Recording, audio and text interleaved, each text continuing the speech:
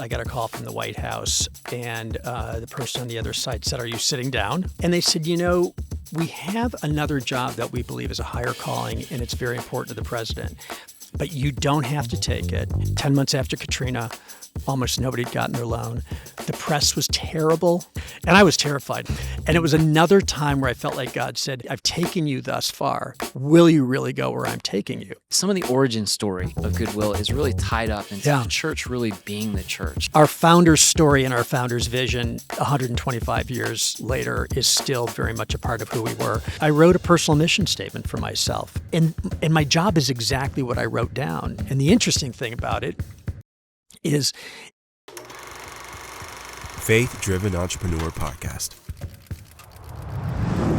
What many people don't realize is the church has a long history of stepping into moments of brokenness, taking the darkest of moments and saying, where can light break through? Today's guest here at South by Southwest talks about their story, about how they traded up to say, life is about more than comfort. Life is about more than me. Life is about more than what is projected on the American dream, but it's about trading it up and trading it in for this upside down adventure of serving others. And we get to hear the incredible story of how the church, inspired by that moment, started Goodwill. And then now today operates not only a ministry, but a business that provides employment to so many people around the world. Let's go ahead and get started with today's conversation. So I want to start at halftime. Most people start a basketball game at the beginning. I kind of want to start a little bit at the halftime moment for you. There was somewhere along the way where you're at Lehman and you realize, gosh, there's a trade I need to make. And it's different from the trade everybody else is making. What was that for you? Well, so when I got my job at Lehman, I was very young. I was 25. I went straight to business school, and I loved banking. I loved what we did. I was learning. I was growing, but I also felt this real tug that it was a different kind of place as a Christian. And I really, I was a Christian, but I didn't have really deep roots. I didn't grow up in a Christian family. And so I started to make this deal with God. And I said, keep me here as long as you can while I can learn. But let me just say, I will never make a decision for money, for prestige, or for power, which was interesting because that's what the whole thing was about.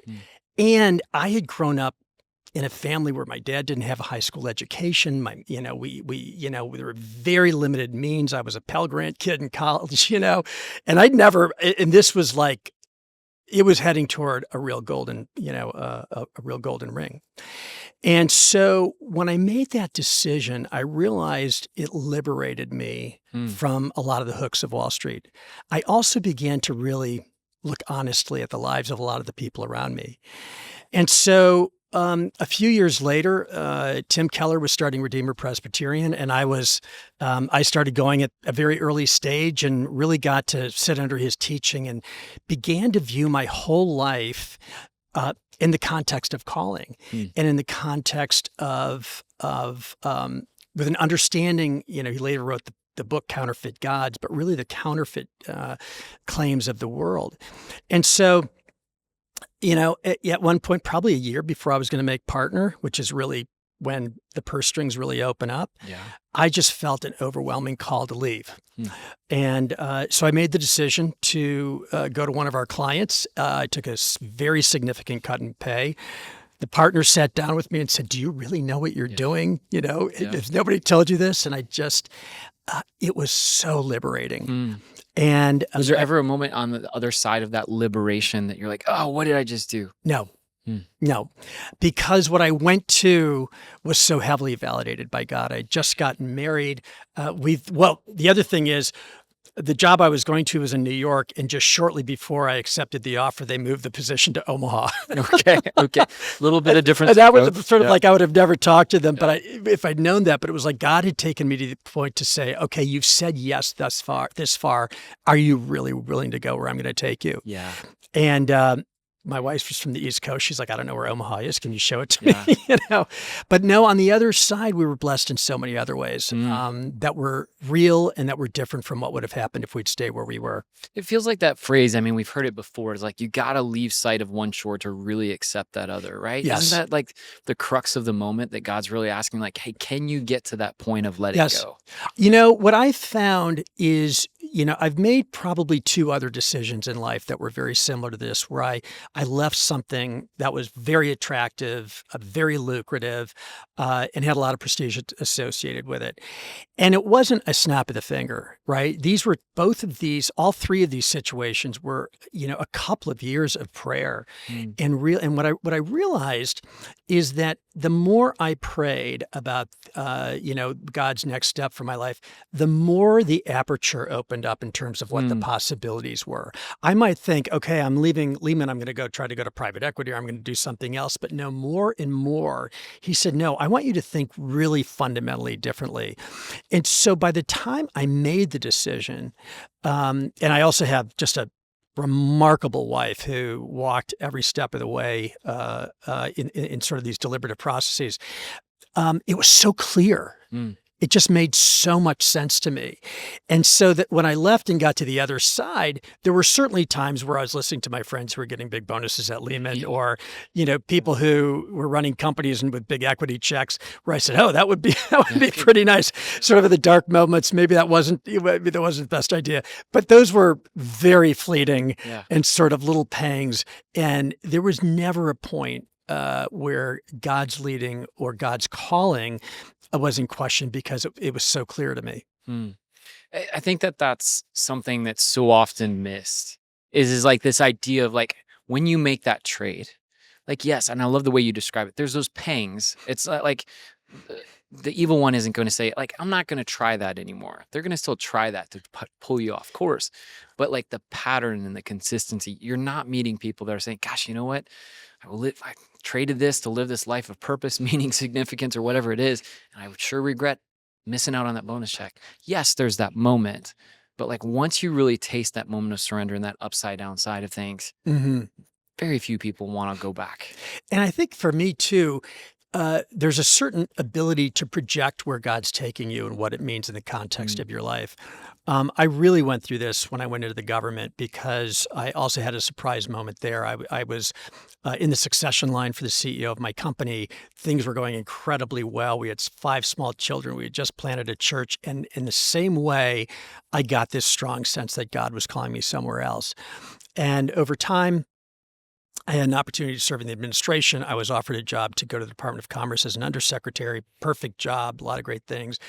And right before I was being announced, I got a call from the White House, and the person on the other side said, "Are you sitting down?" Which is never a great question after you've been through 6 months of background checks. And they said, we have another job that we believe is a higher calling, and it's very important to the president, but you don't have to take it, and you'll need very thick skin to do it. But we want to talk to you about it. And it was running the Small Business Administration. Well, the Small Business Administration makes loans to homeowners and businesses who've had significant losses from a natural disaster. 10 months after Katrina, almost nobody had gotten their loan. The press was terrible. People were calling for my predecessor's resignation. Lowest morale of any federal agency in the government. It was just the press was. It was really terrible, and I was terrified. And I felt just, oh my God, I've been coming out of the private sector. Everything's going well, and it was another time where I felt like God said, "You said I've taken you thus far. You said yes to moving to Washington. Will you really go where I'm taking you?" And worse, most of the people in my close-in circle said, "You're crazy, because it's the government. You're not going to be able to fix it." And I had this moment where two things happened. Number one, I projected into the future, and I thought to myself, I have been, like every other American, watching these horrific stories on television and wondering what I could do. Yeah. And this has been in 30 years from now, when I look back at my career, even if I fail, do I want to be the person who said no to the call because the risk to me was reputational or something like that? That's not who God created me to be. And that's not the example I want for my children or anybody else. And it turned out to be truly one of the biggest blessings of my life. Yeah, I think there's also something about just that idea of like, again, looking back is not regretting it, but there's also something about DC that I think people miss. And we were talking about this earlier, is like, there is a group, I mean, DC has all of its raps for whatever reasons, but there's an attraction of people that want to live missionally that's there. And there's like just an incredible amount of people that are coming there with a purpose and an intentionality of saying, I want to change things. Yeah. Can you just speak to like the culture and just kind of how people taste? They hear something in the media and they hear something in the press. Yeah. But the missional intent of the people that are there. Yeah, no, that's a great opening because it's such an important thing to understand. I always say DC brings out the best and the worst in people, right? We see a lot of very negative behaviors, and there certainly is a component of DC where people are looking to be fed something, which is often unhealthy. But I think the broader story is people coming there because they believe in something, they want to make a difference in some way, and they're committing themselves to it. And so there's an energy to the city where people are saying, I really care about homelessness. I really care about trafficking. I really care about education. And I think this is what I want my life to be like. And then you have many nonprofits there, that are, Catholic Charities and Lutheran Services. And so there's this ability to connect with people who view their life in a very purposeful way. And also, like at Goodwill, the work we do with helping many people come out of poverty,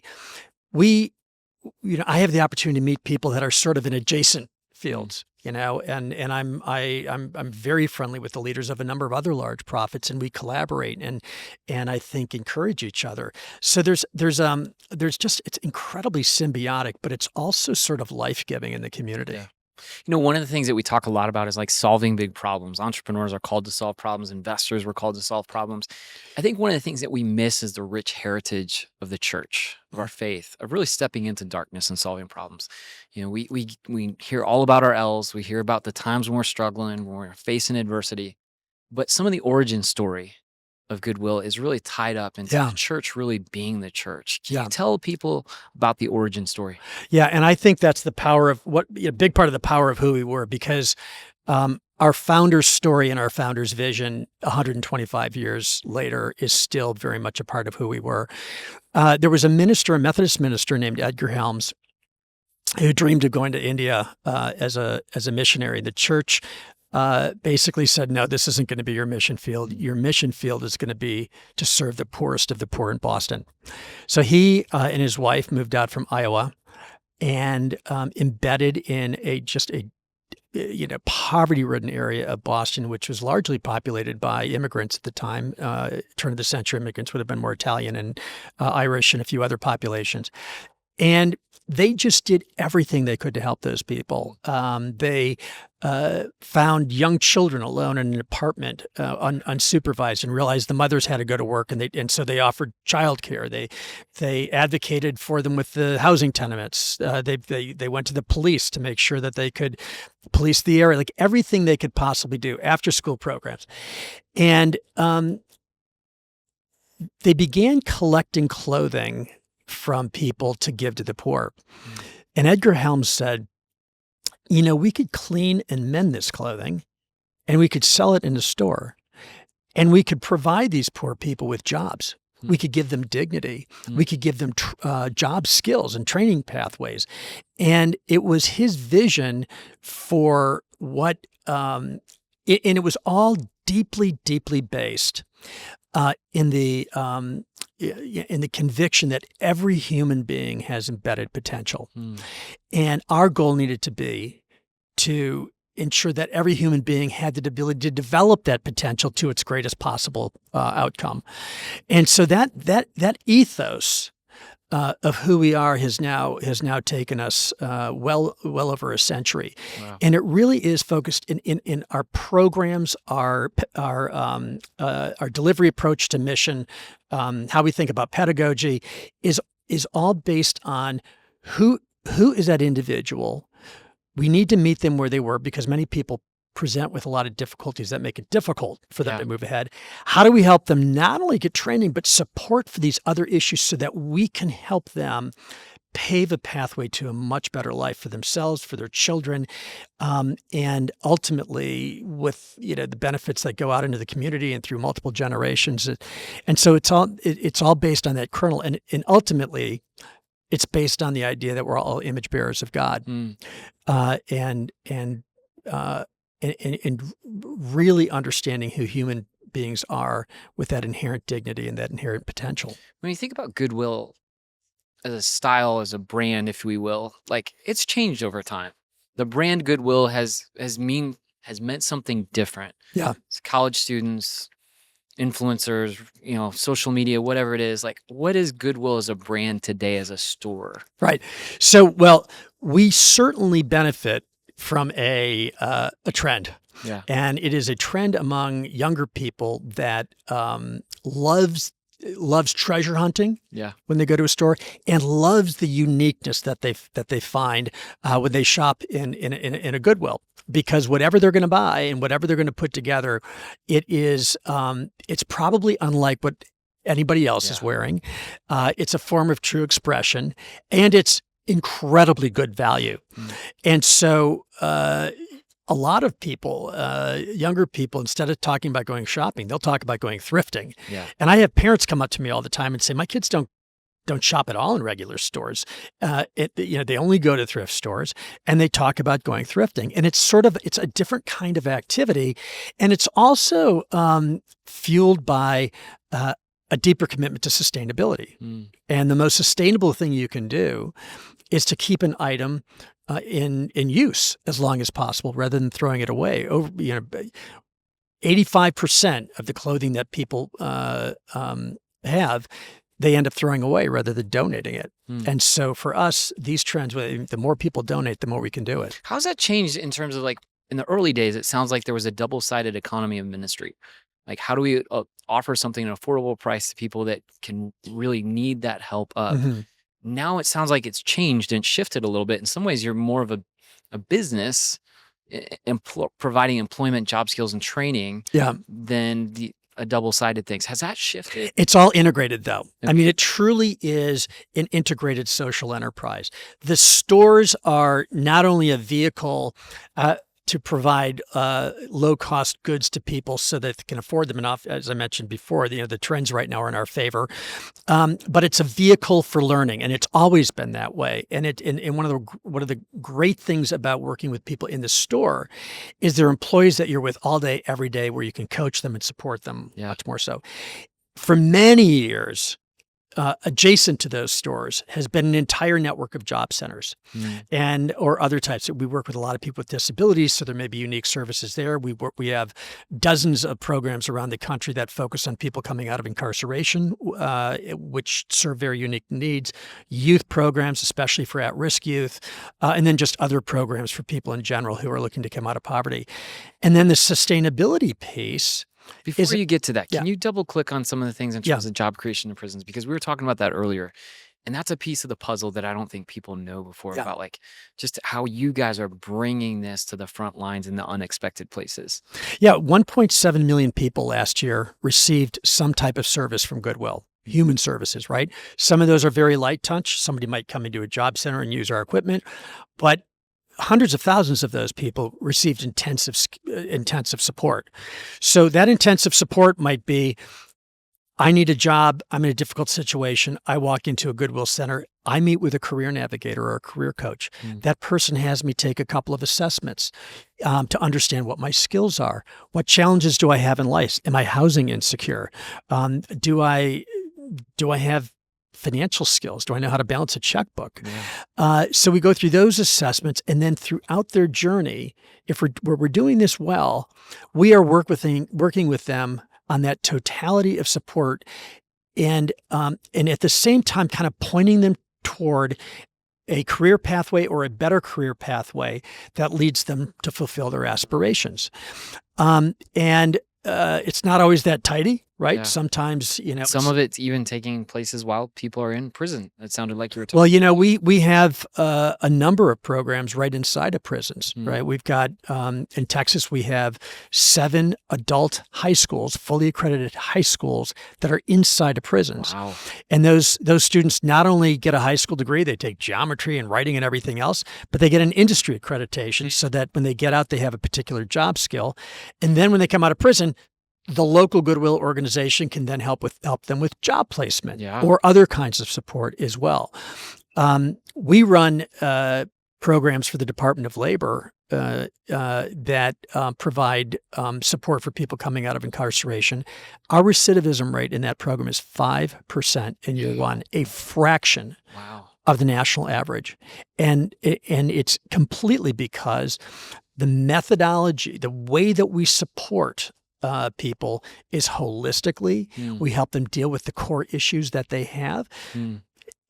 Many cases, the same issues that contributed to somebody going into prison are still with them when they leave.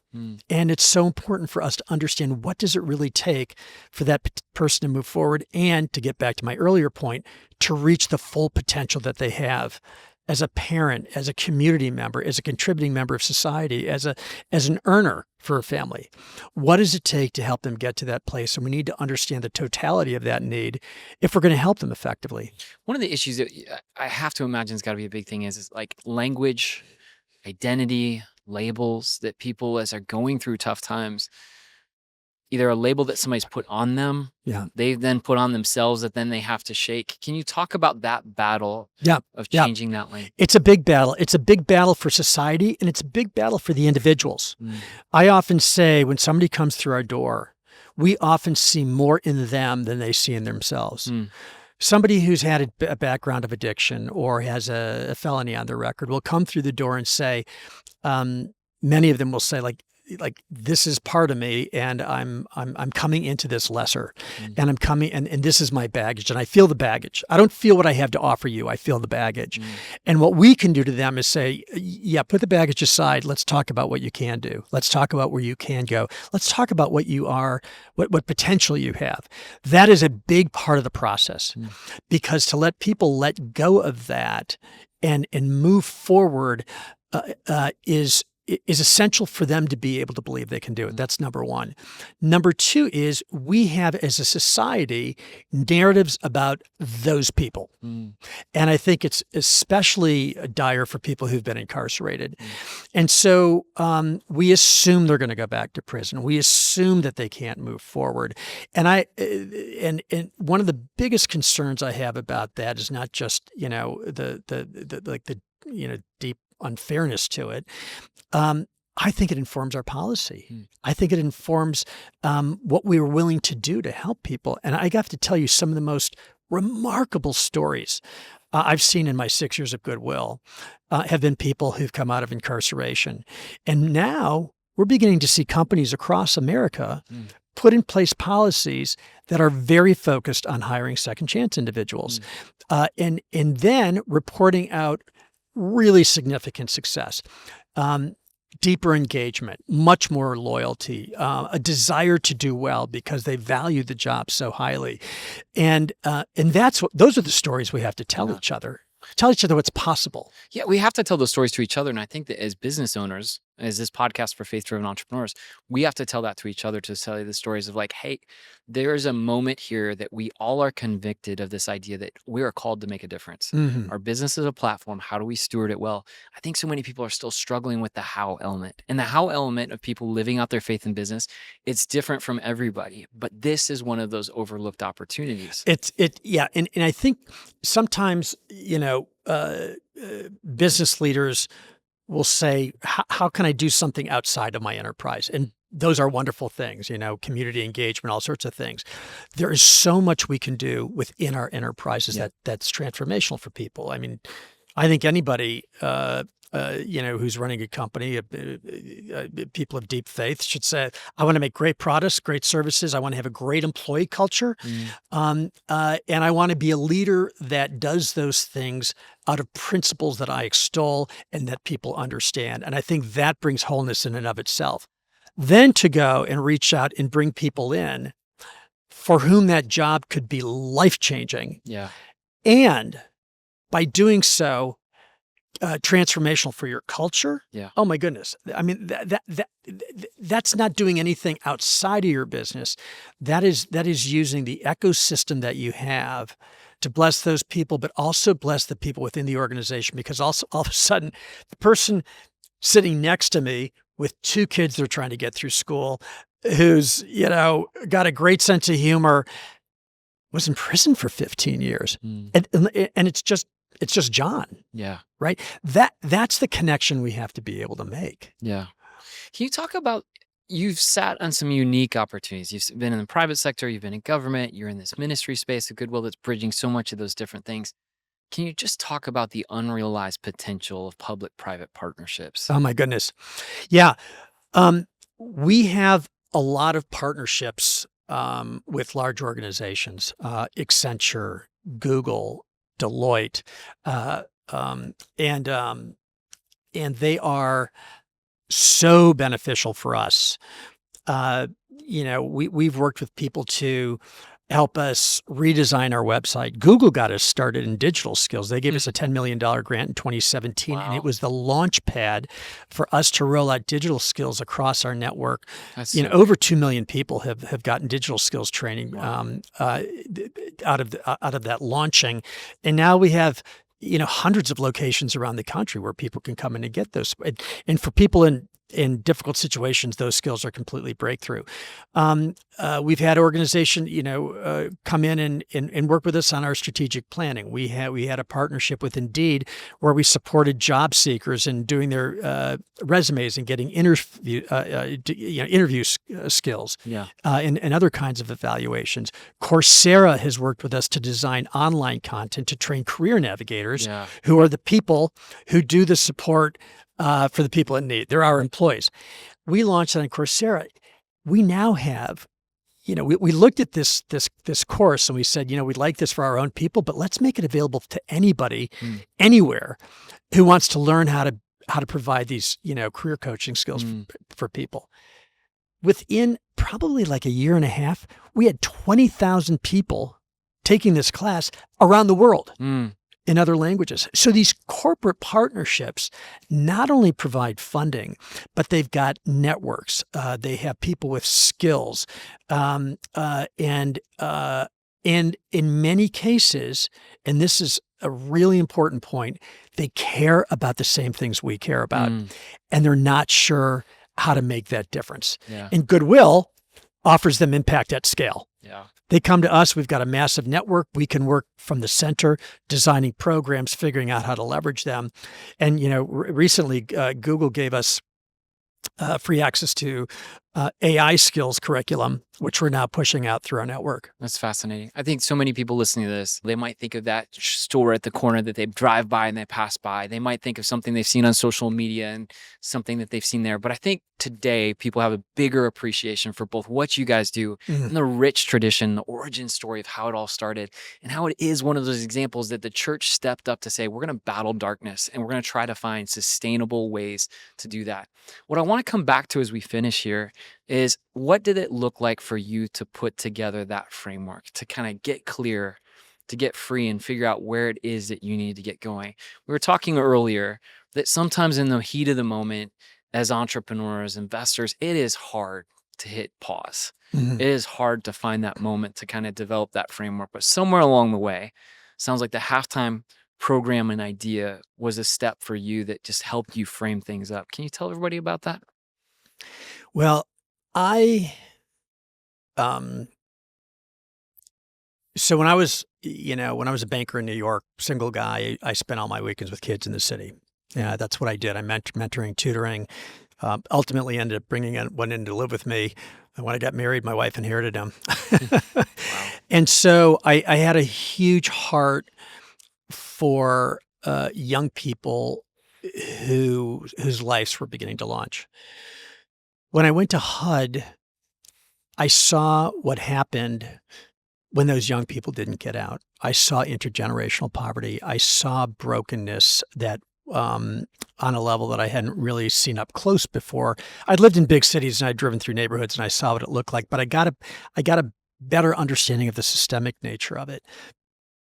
And when I came out of government, and I went and I ran a couple of companies, but I spent most of my volunteer and sort of philanthropic energy focused on adults who couldn't move forward with their lives, didn't understand, were stuck in poverty or whatever. And I left after I finished the second company I was running. I really decided I needed to go through another period of really intense discernment. And with this burden for adults on my heart. And I wrote a personal mission statement for myself.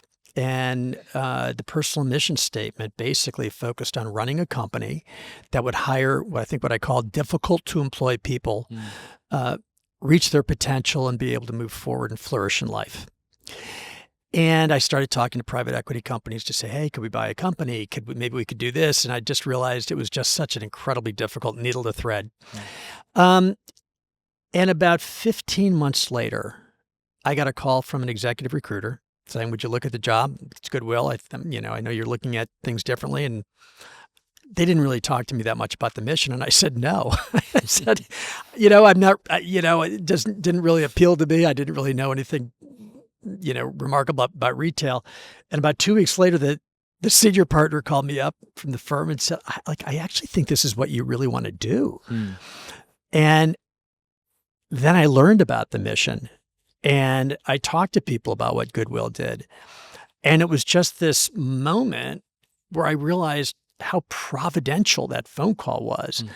And my job is exactly what I wrote down. And the interesting thing about it is in the mission area that I just have so much conviction about, while at the same time I spent my whole life learning how to run organizations. I mean, that's what I love to do. I love the stuff of building and making better and growing and all the complexity of big, messy organizations.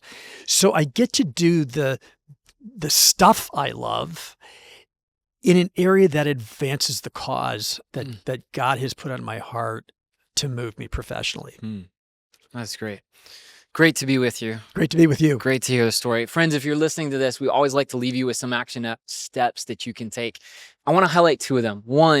One of the things we talked about as a business is saying, hey, there's opportunities for people to find employment. And we know the power of what a job creates. And sometimes people need help. They need assistance. They need a little bit of a hand up through some of those difficult seasons so that they can get to understanding the unique ways that God has created them to be. So I hope you caught that in today's story. And I hope it gives a broader perspective of who you might be called to help through the platform that you steward. The other thing that I want to highlight is this idea of getting clear. I love this idea of this personal mission statement. It's something that our team has gone through to say, what is the individual mission statements we each feel called to individually as well as corporately? And I just want to challenge you to say, find an opportunity to do that. And there's a couple of ways we can highlight. Halftime is a ministry that is a part of the Faith-Driven family. And they've got a program that is all happening online. So if you're a busy entrepreneur and you can't make time for it, there is 90 minutes every other week that you can jump into having that conversation and being able to think what God might be calling you to as a person, and then understanding how to live that out in the platform that you have. There's other programs where you can get more intense and in person, depending upon the season of life that God has you in. But get clear on what God is calling you and get free from some of the things that are holding you back. And as we talked about today, you make that trade. Oftentimes there is no regret, no looking back, but it's this upside down adventure to what God is calling you to be. Great to be with you guys. We look forward to seeing you in the next episode. Come for content, stay for community. Join a faith-driven entrepreneur group online or in person. No cost, no catch. Visit faithdrivenentrepreneur.org. That's faithdrivenentrepreneur.org.